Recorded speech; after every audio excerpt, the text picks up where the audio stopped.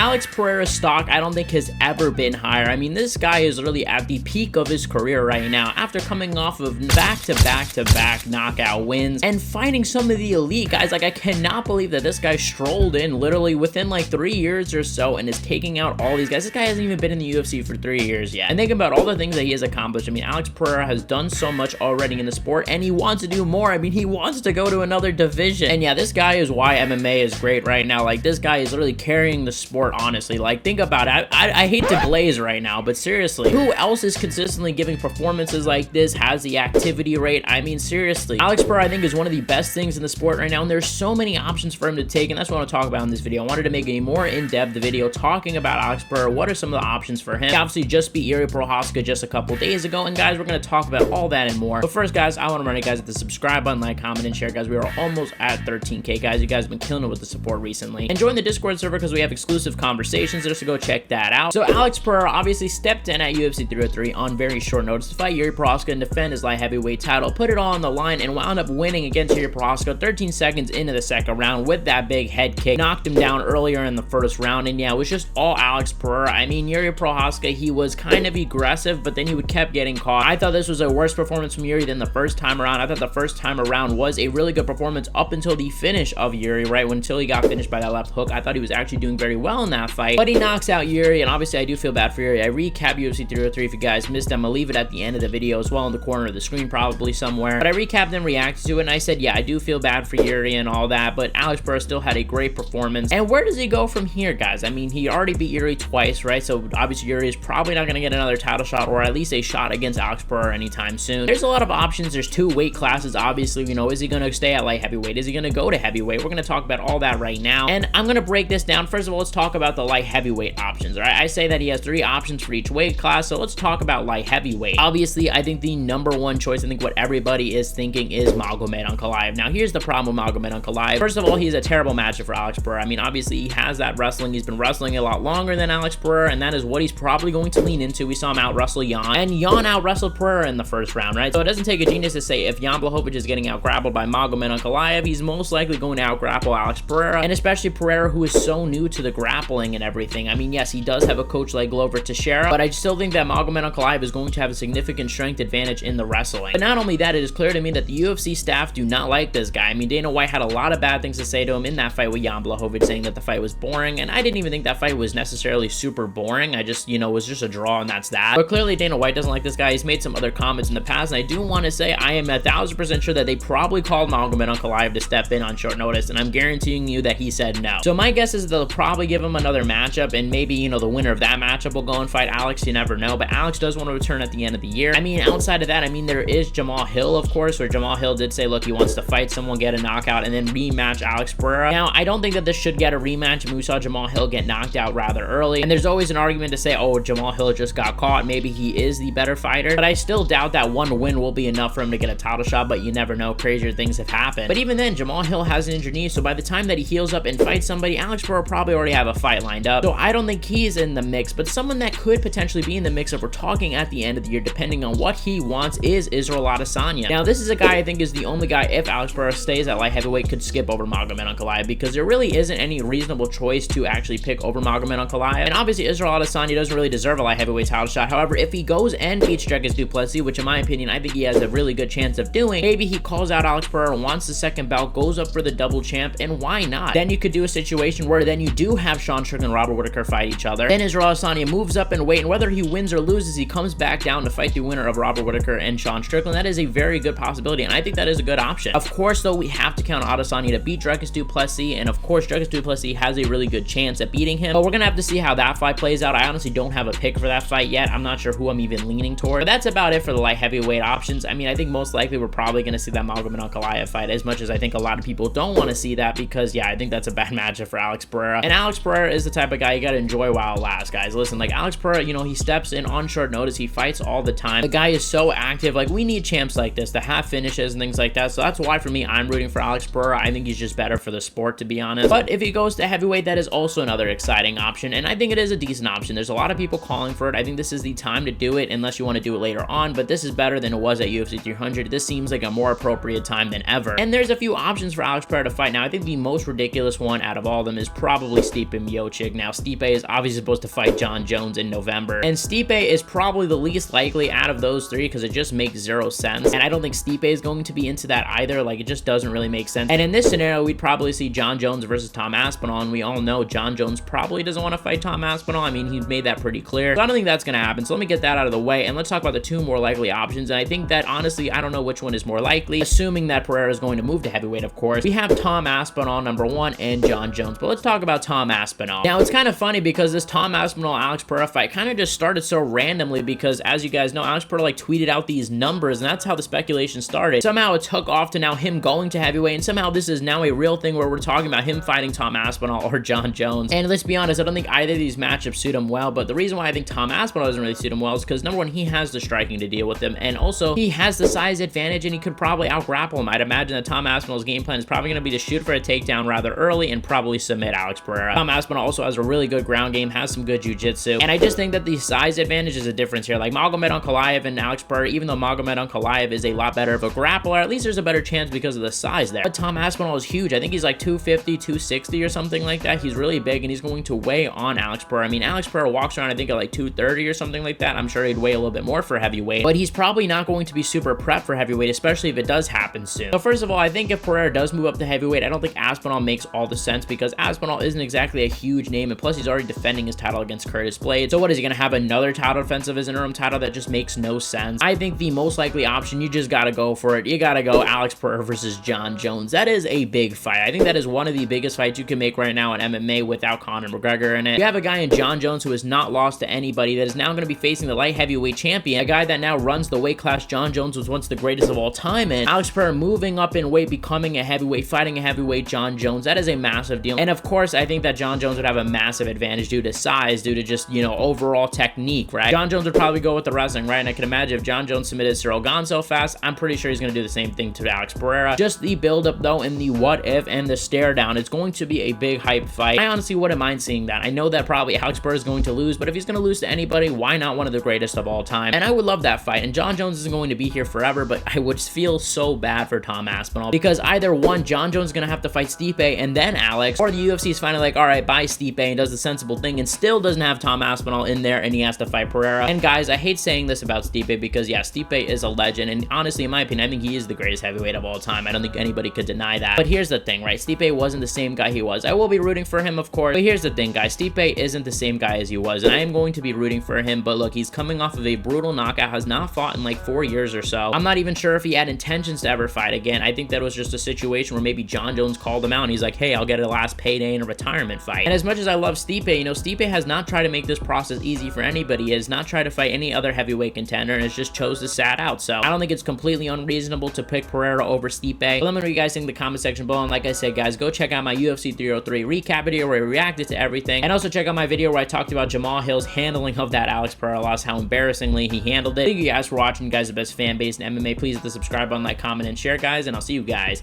in the next one.